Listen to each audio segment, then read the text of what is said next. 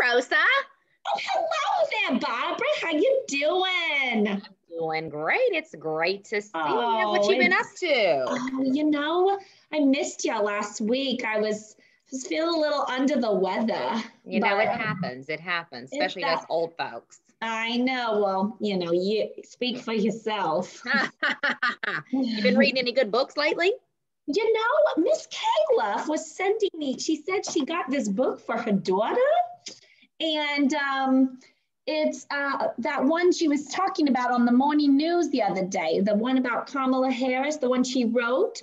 And I was perusing through it. And at the end, at the back, there was a good timeline. I love a good timeline. Yes, yes. Timelines are fascinating. And I was looking through the timeline of Kamala Harris. You know, it is Black History Month. Yes, And, yes. she's the first Black female vice president. Woo, yes. In the United States. So anyways, I was looking through here and it says she was born in 1964. Mm-hmm. And then it talked about her little sister Maya being born. And then it goes 1976, 12 years later. So she's only 12 years old. Mm-hmm. She organized a protest at the age of 12 in her apartment building so that they could let kids play in the yard, because apparently the kids weren't allowed to play in the yard of the apartment building. She organized a protest for it. Well, you know what? Oh, You're never going to believe it. No, believe what? What? The book that I want to read today is about that. What? Oh my, and look, there's Maya, her little sister. What's the book called? I found this one not on Epic, but on Sora, another great resource all the scholars at Shamrock have access to, and it is called Kamala and Maya's Big Idea.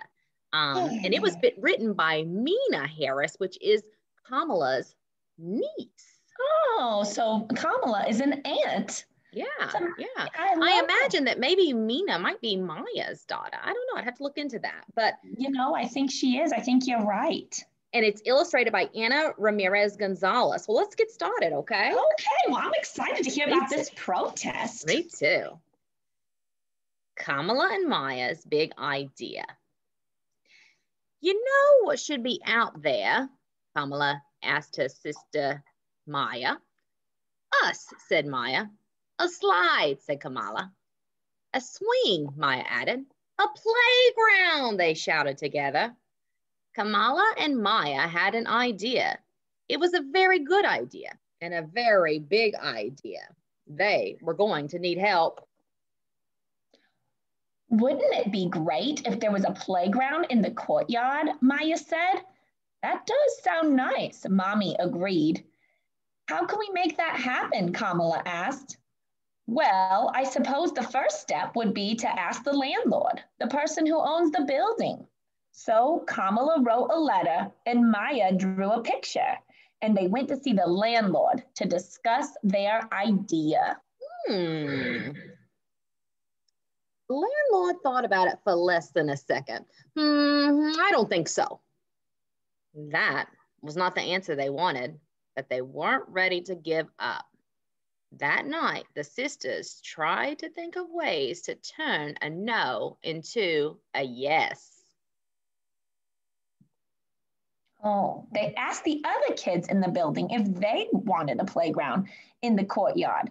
Did they? Of course they did. And they had ideas too. Let's have a teeter-totter and a basketball hoop and flowers. So Kamala wrote a long letter and went to see the landlord together. Dear landlord, right now the courtyard of our building is empty and no one uses it. If there were swings, kids could fly high. If there was a sandbox, kids could build. If there was a slide, kids could go so far, so fast. Can you build it, please? Wow. That was an impressive letter. The landlord thought about it for less than 5 seconds. A project this big is expensive. We don't have money for that. Do your parents know you're here? That was not the answer they wanted, but Kamala was not ready to give up. If we ask our parents and do it ourselves, can we fix up the courtyard? The landlord thought about it for a whole 10 seconds. Finally, he shrugged. If you can do it yourselves, sure. Wow. This wasn't exactly the answer they wanted, but it was a start. The kids all spoke to the parents about their ideas for the courtyard. They hung up posters and knocked on neighbors' doors.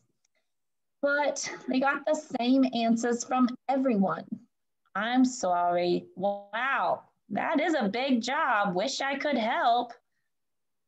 Which they knew meant no, no, no. Yeah, very expensive. And time and labor. Yeah, it's a tough job. Yeah.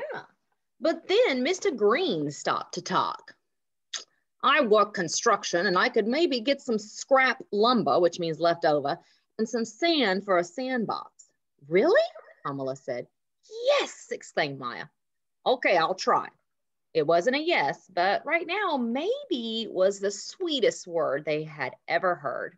Maybe gave them hope. The next weekend, maybe turned into a yes. The kids all helped measure, and Mr. Green cut the boards. Then they sanded and hammered and sanded some more. Then came the actual sand. Look at all that work, teamwork. They started small. They said, well, we'll at least start with the sandbox. This is great.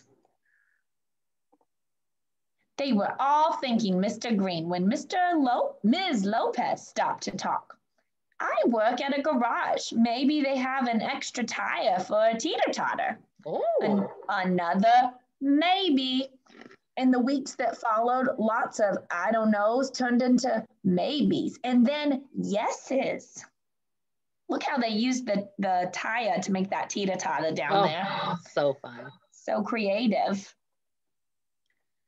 No one could do everything, but everyone could do something. Kamala and Maya wanted everyone to celebrate the new playground, so they made another big poster inviting their neighbors to a potluck party. Ooh. Ooh. There were hot dogs and hummus, spicy chicken and potato salad, strawberries, brownies, and lemonade. Miss Flora set up a sprinkler for the kids to run through. Mr. Green brought the music. Kamala admired the new playground, but she noticed there was still one thing missing. What could it be? No one knew how to make a slide, but Miss Flores knew where they might buy one. I teach at Emerson Elementary, and they are redoing their playground. Maybe we could buy the old slide. This was a different kind of maybe, and how can we afford that maybe? But now everyone was trying to find a way to turn that maybe into a yes. I love this because these kids are so appreciative of even these used items. There's no problem. There's nothing wrong with using a hand-me-down. Right. These brownies are delicious. Maybe we could have a bake sale. We can all bring toys and books and have a sidewalk sale. So they're looking to make some money. Good ideas. No one could do everything, but everyone could contribute to something. Love these illustrations. They're beautiful. When the slide arrived at last, Maya and Kamala got the first ride. The landlord was impressed. I want to shake your hands, girls, he said. You did a good job. You all did a good job.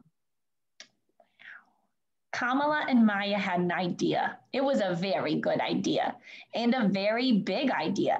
And with a lot of help, they made it happen. Hooray for Kamala and Maya. Hooray for the Purr sisters.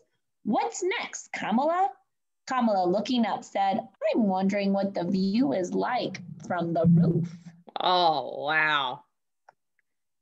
What a great book. Look here. This is said, growing up, I loved hearing stories about and seeing old pictures of my mom, Maya Harris, and my aunt, Kamala Harris, as young girls in the 1970s. There's one picture in particular of my mom and aunt that I love. My mom is the one in the bandana. My aunt in the bell bottoms, which are those pants with those big openings, bell bottom jeans. And they start staring at the camera with fierce determination. They look like they've just conquered the world. That's how I perceived them when I was younger. As I've gotten older, it's only become more true. They would go on to achieve great things, both as public interest lawyers dedicated to improving their communities. They always make sure I knew I could do anything too. A specific anecdote from their childhood always stuck with me, how they worked together to turn the unused courtyard in their apartment building into an area for kids to play. It was an early lesson in the power of organizing, an example of what my grandmother, Shamala Harris, a scientist and civil rights activist, always reminded us. Each of us has a part to play, no matter how small. Oh, so important. By the time I had 2 daughters myself, I knew I had to write a book inspired by that story. This picture book is based on those events, but it incorporates fictional characters and details that I draw on my own imaginative interpretation of what happened. I wanted to memorialize it not only for girls, but also for children across the world. I was lucky to grow up with such strong female role models, my grandmother, my mother, my aunt. I hope this book inspires a new generation of activists to know that they can be effective agents of change if they think creatively, engage their communities, and never, ever give up. That's amazing. Amazing. What a great book and what a cool story. Like, who would even know that Kamala also had a niece that was so inspired by her that she would go on to write this book to inspire more people? I mean, just what a family. I like how it talks about how anyone can do anything if you don't give up. You got to be creative. You got to get other people involved in your community.